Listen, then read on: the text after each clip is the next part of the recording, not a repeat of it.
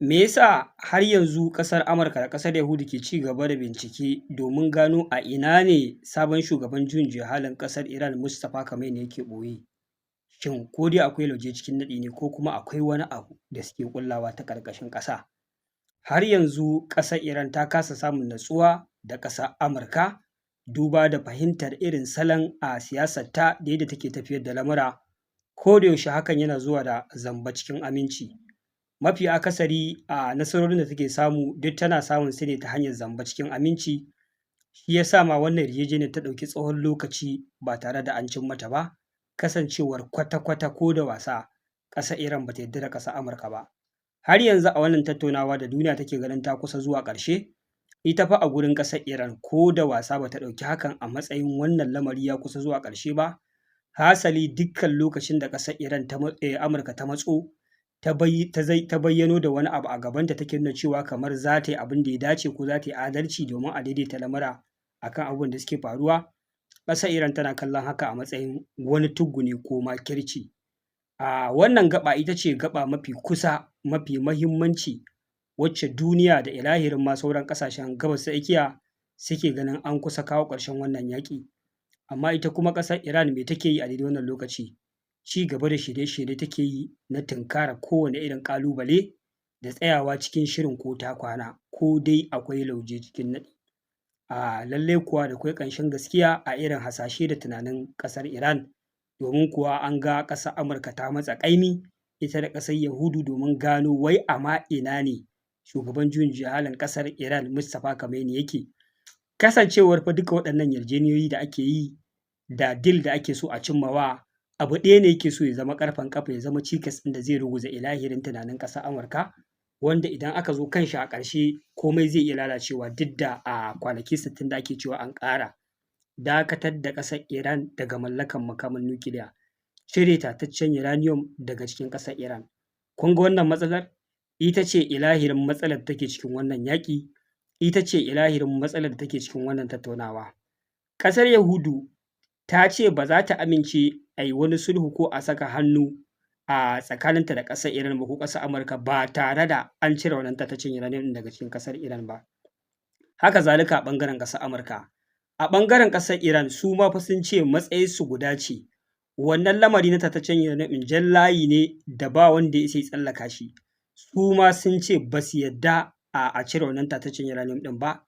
Yanzu haka ƙasar China da ƙasar Rasha na yunƙurin shiga kan gaba gurin ganin sun daidaita lamura domin wannan yaƙi ya ƙare idan har ƙasar Iran ta amince, wanda ake tunanin ƙasar China da ƙasar Rasha a maimakon ƙasar Amurka ko batun fitar da uranium daga ƙasar Iran, za su kasance da su da UAE da su da ƙasar China da Rasha da European countries su ne za su zama da masu sa ido a kan matsaya ko kuma halin da tataccen uranium ɗin ƙasar Iran ke ciki. Idan fa ƙasar Amurka da ƙasar Yahudu sun amince kenan da wannan tsari, ta iya yiwuwa ƙila idan suka ga uwar bari su amince, domin ƙasar Iran ta ɗauki matsayarta kuma babu canzawa, kuma ni ma ina goyon bayanta, duniya ma tana goyon bayanta, da in dai sharaɗi ne wanda sai dai wanda ya ma ƙasar Yahudu daidai za a ƙara wannan yaƙi har abada a ci gaba da wannan yaƙi kar ya ƙare. Domin akwai rainin hankali, akwai son zuciya a cikin lamuransu. Su ƙasar Amurka ta ɗaure musu gindi, ta saida musu makamai, idan aka zo za a yaƙe su ta kwaso sojoji ta taimake su su kare kansu, ta yi ta harba iya defense system, amma kuma ƙasarku ba ku da ikon ku mallaki makaman da za ku kare kanku domin ku tunkari ƙalubalen da yake fuskantar ku. Saboda haka da su amince da irin wannan sulhun gwara har abada kada sulhun ya ƙare.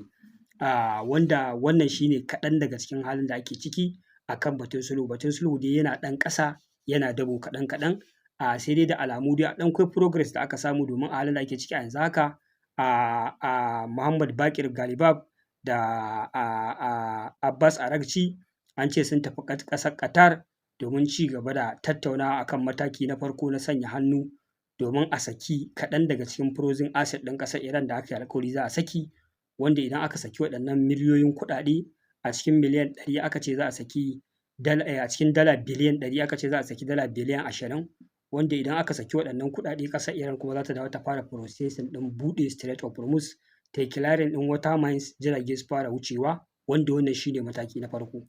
Kuma a yanzu haka a yau dai an fara ɗaukar hanyar cimma wannan mataki.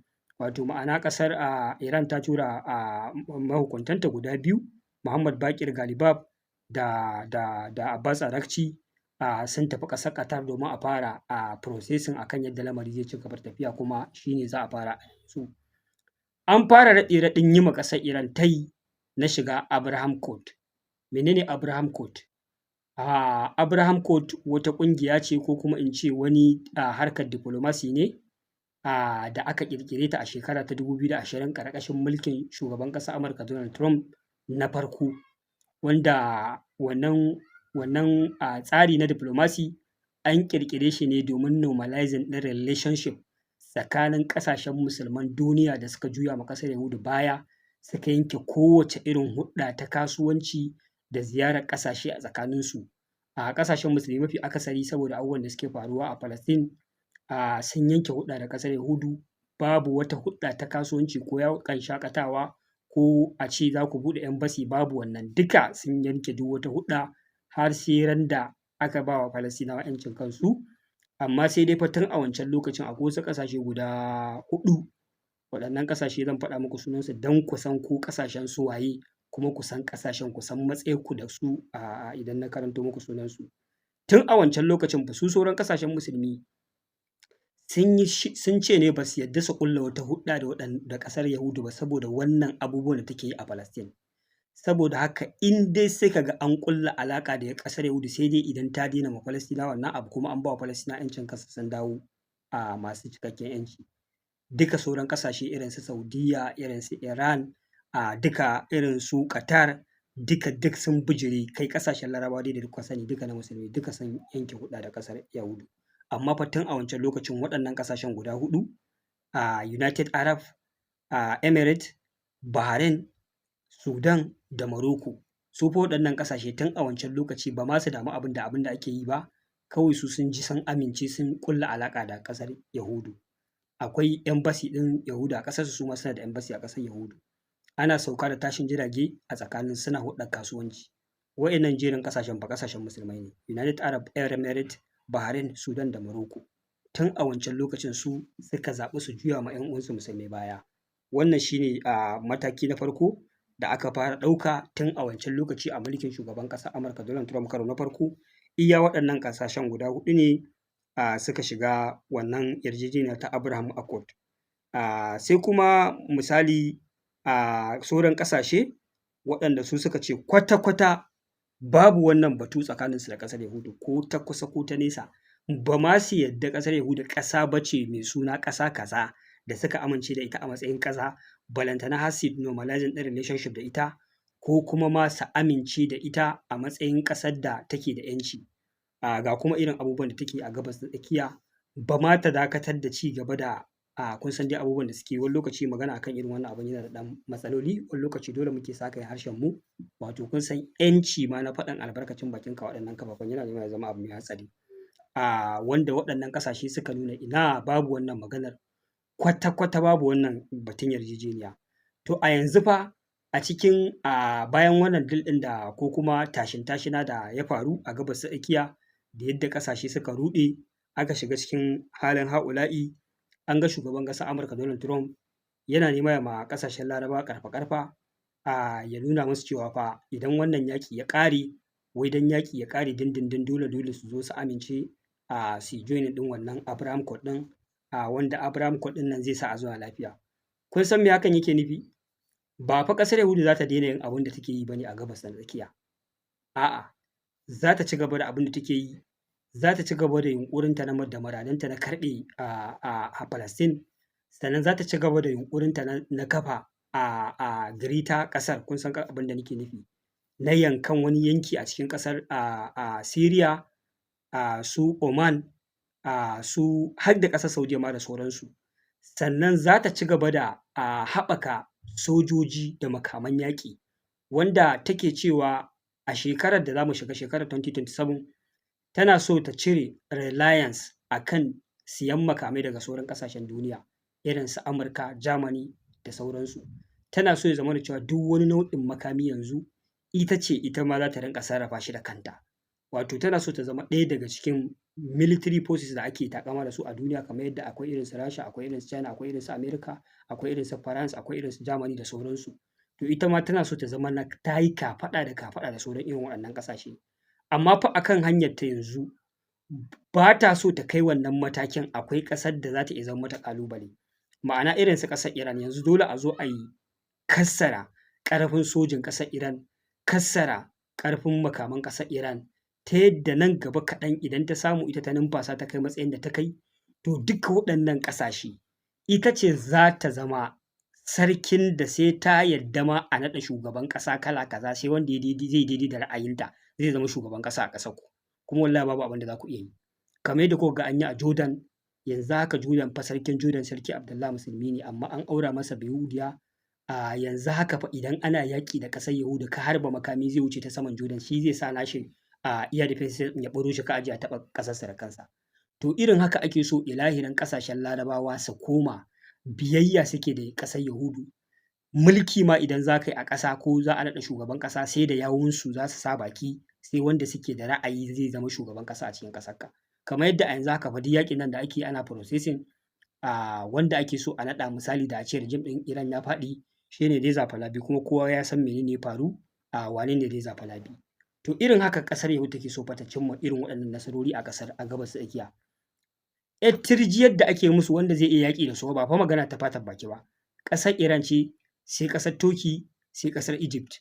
Ita ƙasar Turkey an riga an ɗauke ta an je an saka ta a cikin ƙungiyar NATO, kusan duka a akalar ragamar wannan ƙasa ba za a bari ta yaƙi da ƙasar Yahudu ba. Egypt su ma dai ba lalle ba ne a bari su yaƙi da ƙasar Yahudu. Su kuma ƙasashe irin su Saudi da ƙasashen Larabawan nan, na rantse muku da Allah idan aka tashi faɗa da su da ƙasar Yahudu kamar ai faɗa da kaza agri ne da mazuru. Kun san mazuru rugu-rugu zai ma kaza agri ko? To haka ƙasar Yahudu ta raina ƙasashen Larabawan nan. Ba su da komai da za su iya kare kansu. Ba su da makaman yaƙi, ba su da iya defense system. Kuna kallo fa sojojin ƙasar Amurka ne a cikin ƙasashensu aka yi base, wanda su asaransu fa waɗannan sojoji su ne za su rinƙa zama garkuwarsu idan wasu hare-hare aka kawo musu miyagu, za su tare su daga waɗannan hare-hare, za su taimake su.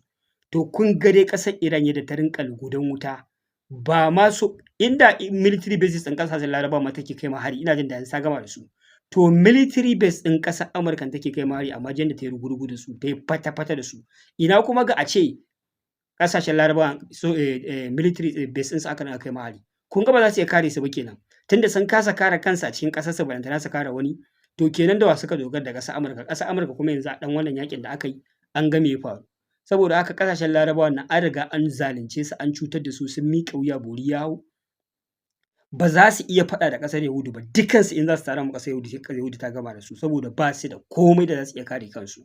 To kun ga idan irin waɗannan ƙasashen da suke ɗan ɗauki ba da su suka ƙare, yanzu me zai biyo baya? Sai dai su rinƙa cewa ai kaza ko kar ai kaza, idan aka yi musu su ci gaba da harba makamai, kuma babu abin da zai faru, sai dai Allah ya isa. Kuna kallo dai yanzu ga abin da suke yi nan a Palestine, babu abin da duk duniyar musulunci babu abin da za a iya yi. Ƙarshen wai abin da za ka iya shi ne sai dai ka ce ka daina hulɗa da su, amma ba za ka iya hana su komai ba. To wannan fa shine halin da ake ciki. To ƙasar Iran ta ce wannan tayi da aka mata har abada ba za ta karɓe shi ba, ba za ma ta shiga wannan ƙungiya ba. Ina fata sauran ƙasashe irin ƙasashen Larabawa irin su Saudi Arabia da sauransu su ma su bijire ma wannan mummunar buƙata mara amfani da ba za ta amfani duniyar musulunci ba. Jama'a wannan shine kaɗan daga halin da ake ciki. A nan zan dakata. Wassalamu alaikum warahmatullahi ta'ala wabarakatuh.